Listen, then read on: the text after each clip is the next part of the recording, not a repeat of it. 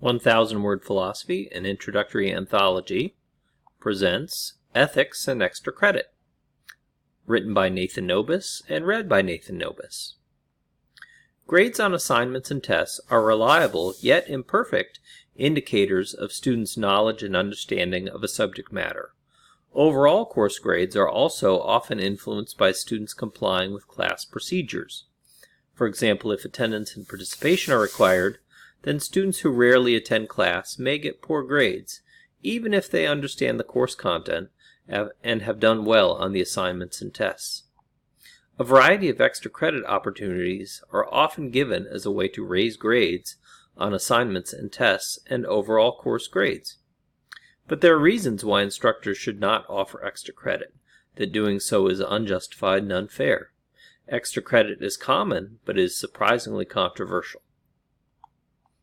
Part 1. Arguments for extra credit. Extra credit opportunities are often said to be justified on the grounds that they 1. Motivate students to participate in research, for example, being subjects in psychological experiments, and students learn from that participation. 2. Get students involved in the life of the mind and encourage academic virtues, such as curiosity, creativity, and application. 3. Encourage students to attend special events outside of class, for example, guest lectures and special forums. 4. Just help students get the grades that they want or need. These justifications are doubtful. About 1, if, for example, the psychological studies that students participate in as subjects are irrelevant to the course, then participation should not influence their grades. That grade should only reflect their understanding of course content. If the research is importantly relevant, then participation should be required, not extra credit. Imagine a class on all aspects of psychology research, but where any participation in psychological research was extra credit, not required.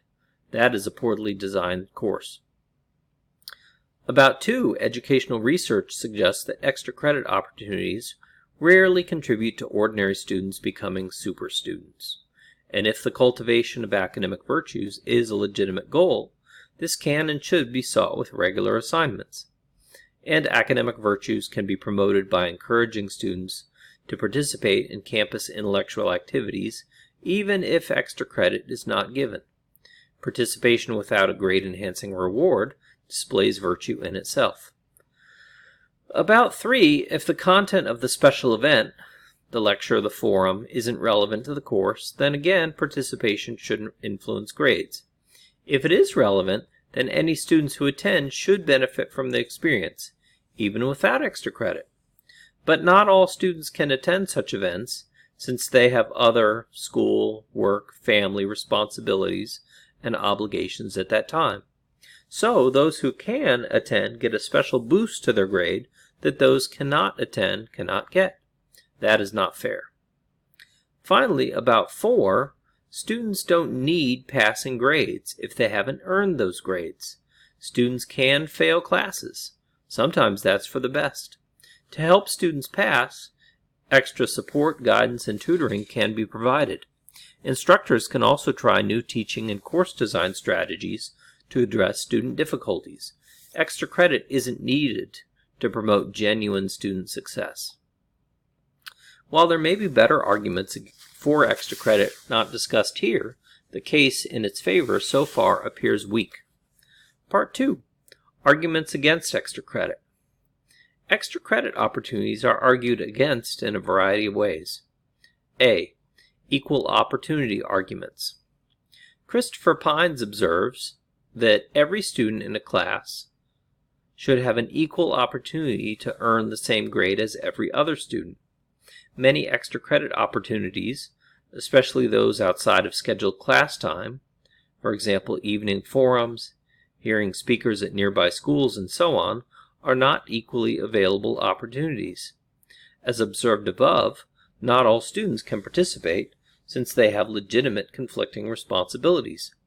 These forms of extra credit are unfair since some students' grades shouldn't increase because of points that not all students have an equal opportunity to receive.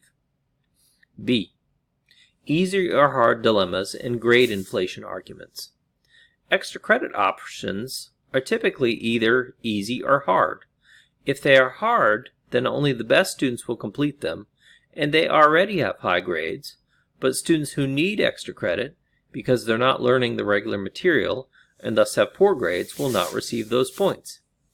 Easy extra credit contributes to grade inflation, that is, grades higher than warranted by the student's understanding. A B- earning student in a very hard class might receive an A because of fluff extra credit, and a student with a D- level of understanding shouldn't get a B or an A by doing a lot of easy extra credit. Extra credit can contribute to grades not accurately reflecting students' understanding of the course material. C. Inequality arguments. Studies suggest that it's more often the best students who do extra credit assignments. They already have high grades. Students with poor grades tend to not take advantage of extra credit options. And if students are not doing well with the regular assignments, it's unwise to burden them with even more assignment opportunities. So, extra credit tends to make grade-rich students richer and grade-poor students potentially poorer, insofar as it can dilute their focus on the regular work.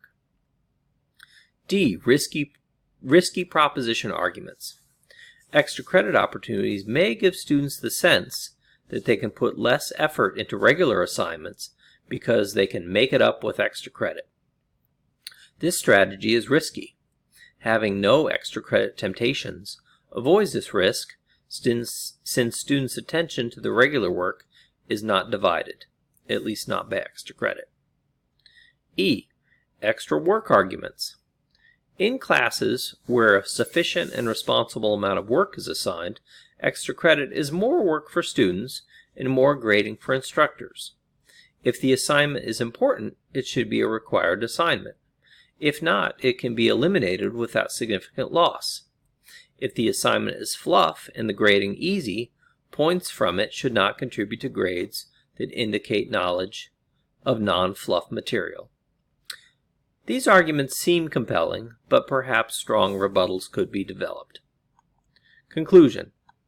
In conclusion, we might ask, are any forms of extra credit not subject to an objection from above? But would this be an acceptable extra credit question, given the arguments above?